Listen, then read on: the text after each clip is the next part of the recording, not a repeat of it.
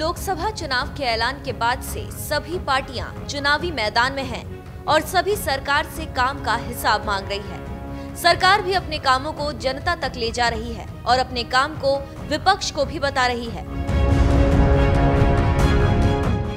यहाँ पर हम आपको मोदी के जो बड़े काम हैं उसको बता रहे हैं, जिसने जनता के दिलों पर सीधे दस्तक दी है। ये काम प्रधानमंत्री मोदी को दोबारा प्रधानमंत्री बनाने में कारगर होंगे। 2014 चुनाव से पहले देश में हर तरफ भ्रष्टाचार का बोलबाला था, लेकिन जब जनता ने अपनी तकदीर लिखने वाले मोदी को प्रधानमंत्री बनाया, तो प्रधानमंत्री मोदी ने सबसे पहले भ्रष्टाचार मुक्त सरकार चलाई।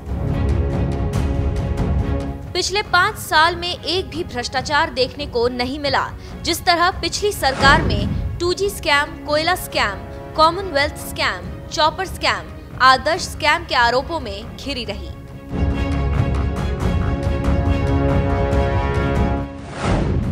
उज्ज्वला योजना। ये योजना ग्रामीण क्षेत्रों में रहने वाले उन परिवारों के लिए वरदान साबित हुई है जिनके पास गैस कनेक्शन नहीं था और उन्हें खाना बनाने के लिए कई मुश्किलों का सामना करना पड़ता था।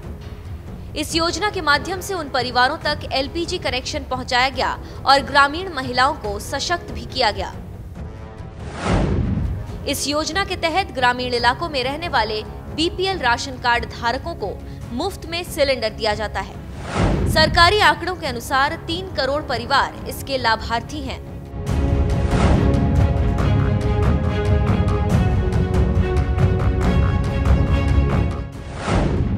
डिजिटाइजेशन। मोदी सरकार ने पिछले 4 सालों में डिजिटाइजेशन पर काफी जोर दिया है। अब बैंकिंग क्षेत्र से लेकर अन्य सरकारी कार्यों में डिजिटाइजेशन को बढ़ावा मिला है, जिससे लोगों को काफी राहत मिली है।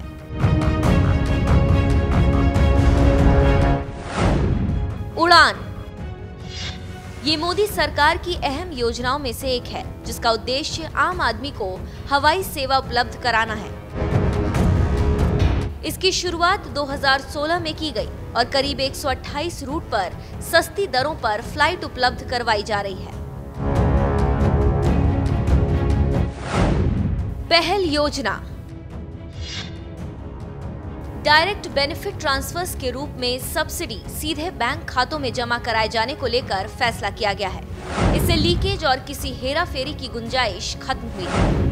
पहल योजना के तहत LPG सब्सिडी सीधे बैंक खातों में जमा कराई जाती है, जिसका Guinness book of world record में भी नाम दर्ज है।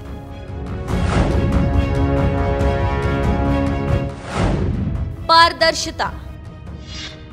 मोदी सरकार में पारदर्शिता सुनिश्चित करने के लिए भी कई काम किए गए, जिसमें कोयला ब्लॉक आवंटन में पारदर्शी नीलामी, पर्यावरण संबंधी मंजूरियों के लिए ऑनलाइन आवेदन, कई निविदाओं के लिए ऑनलाइन व्यवस्था की शुरुआत की गई।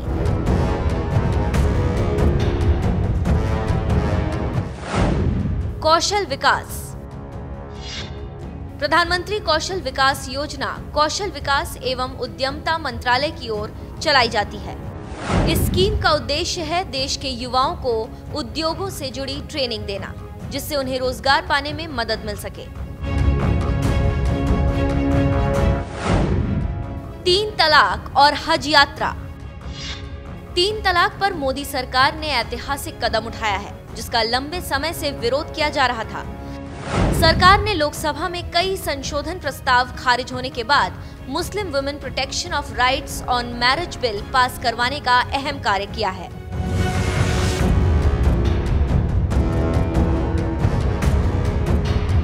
कामों की फहरिस्त में और भी बड़े काम हैं, जो कई बार आपको बताए गए हैं और आप भी भली भांति जानते हैं, जो जनता को अच्छे खासे फायदे दे रहे हैं।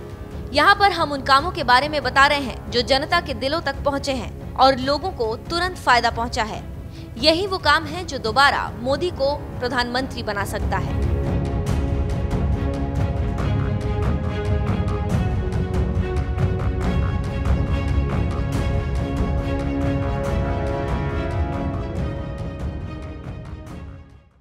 साथियों, बीते 4.5 वर्षों के अपने प्रयासों को और मजबूती की इस कड़ी में किसानों को सीधी मदद देने के लिए पीएम किसान सम्मान निधि आज उत्तर प्रदेश की पवित्र धरती से देश के करोड़ों किसानों के चरणों में अर्पित करता हूं।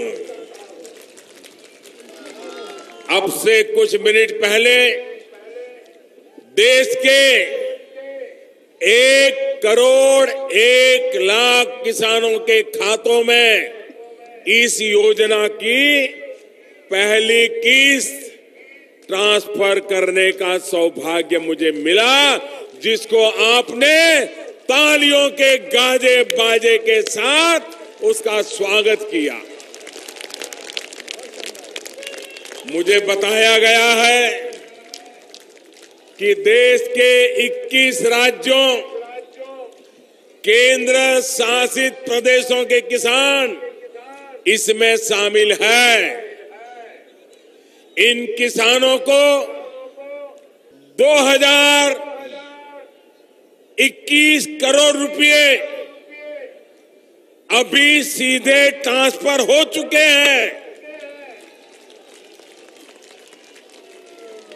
बाकी किसानों को भी इसी तरह पहली किस्त के 2,000 रुपए अगले कुछ हफ्तों में भी मिल जाएंगे और देश में करीब करीब 12 करोड़ किसानों के खाते में 2-2 हजार रुपए की पहली किस्त जमा होगी। भाइयों और बहनों, और मैं आपको बता दूं, ये तो अभी शुरुआत है। साथियों, 2014 से पहले देश में जहां लगभग 80,000 कॉमन सर्विस सेंटर थे, वहीं अब हमारी सरकार में इनकी संख्या बढ़कर के 3 लाख से ज्यादा हो गई है। अब यही सर्विस सेंटर प्रधानमंत्री श्रम योगी मानधन योजना से जुड़ने की इच्छा रखने वाले कामगार साथियों की सहायता करेंगे। भाइयों और बहनों, ये भी याद रखिए कि कॉमन सर्विस सेंटर में प्रक्रिया पूरी करने के दौरान आपको इस प्रक्रिया का एक नया पैसा देना नहीं है। वो जो कॉमन सर्विस सेंटर वाला जो मेहनत करता है, उसको जो खर्च होता है, उसका पैसा भारत सरकार दे देगी, आप मत देना। ये याद रखना, 30 रुपया जितना उसका खर्च होगा वो भारत सरकार कॉमन सर्विस सेंटर वालों को दे देगी, ताकि मेरे मजदूर भाई बहन को ये 30 रुपया उसके जेब से देना न पड़े। दूसरी बात ये भी ध्यान रखिए कि आप कितना कमाते हैं, इसका प्रमाण देने की आपको जरूरत नहीं है। आप 15,000 कमाते, 15,000 से कम कितना कमाते, 9,000 की, 11,000 की, 12,000, आपको कोई सर्टिफिकेट देने की जरूरत नहीं है। ये मोदी को आपकी ईमानदारी पर भरोसा है और मेरा देश के मजदूरों पर, देश के गरीबों की ईमानदारी पर सबसे ज्यादा भरोसा है। साथियों, फॉर्म भरने के बाद आप उनको अपने अंशदान की पहली किस्त वहां नकद जमा करानी होगी, पहली किस्त, और उसके बाद हर महीने आपके बैंक खाते से आपका अंशदान कटता रहेगा। फिर आपको कहीं जाने की जरूरत नहीं पड़ेगी। आपके खाते से पेंशन का अंशदान कटा है, इसका संदेश आपके मोबाइल फोन पर आपको मिल जाया करेगा। साथियों, हम जो योजना लेकर आए हैं उससे जुड़ना बहुत आसान है। कोई भी गरीब, अनपढ़ भी हो, घर काम करने वाली मां हो, वो भी आसानी से जुड़ सकती है।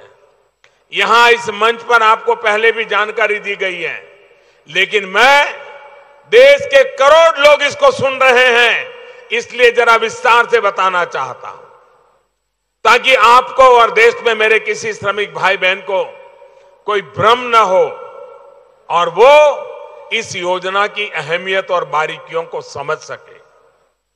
साथियों, ऐसे श्रमिक जिनकी उम्र 18 साल से 40 वर्ष तक है और जिनकी कमाई, मासिक कमाई 15,000 रुपये या इससे कम है, तो वे इस योजना में जुड़ सकते हैं।